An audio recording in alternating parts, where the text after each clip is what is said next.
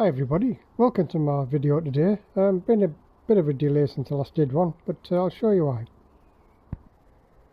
I got this monster of a bike bench off a friend of mine. He'd been in his garage for about 10 years unused. He used to use it on his Rocket 3, so it's really over-engineered. I'm just trying to get it suitable for my garage. I may use it for the VFR, but I do fancy a project. I've not had one for a while, so I may use it for that.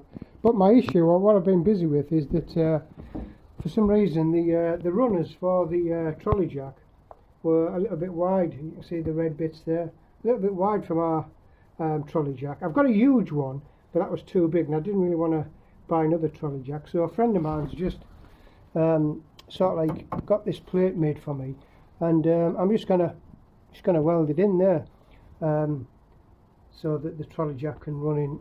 It's only a narrow one, as you can see, so it can run in nice and secure, and it just fits on that cross member there.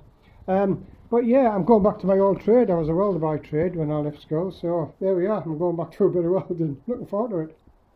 Anyway, back to the video. So I'll have had the VFR 3 years come next month, and usually after about 3 years, it's sort of about the time I think of what I would buy next. Now rest assured, I have no intention of selling the VFR in the near future, but let's have a look at the possibilities. So I tend to buy my main bikes when they're about 5 or 6 years old.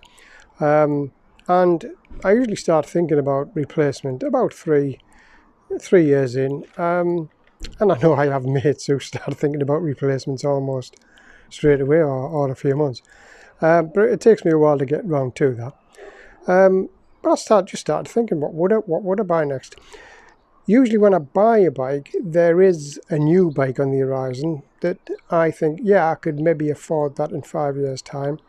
And often that's the case. When I bought my Fazer Thau in 2013, the 100 being out a few years, wasn't affordable then, but I knew it would be in years to come, and here we are with one. But as a replacement, it does everything so well. I'm struggling a little bit. The only thing that I think comes close at the moment is possibly the BMW R1250 RS. It's a chunky sports tourer.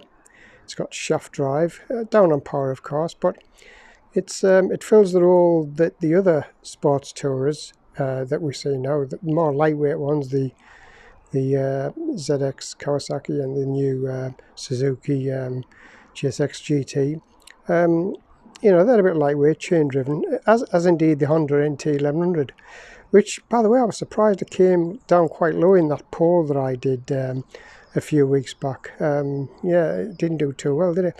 Although it was only small numbers, of course. The Moto Guzzi actually is pretty close as well. That new Moto Guzzi Mandello, is it?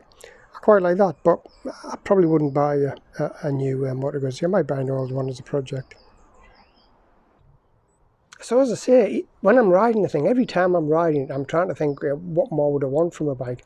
And the only thing I could think of, what springs to mind, particularly because of that heavy clutch, is a DCT version of the VFR 1200, the white and black one, because that would be a different bike, same bike, but it would be a different experience.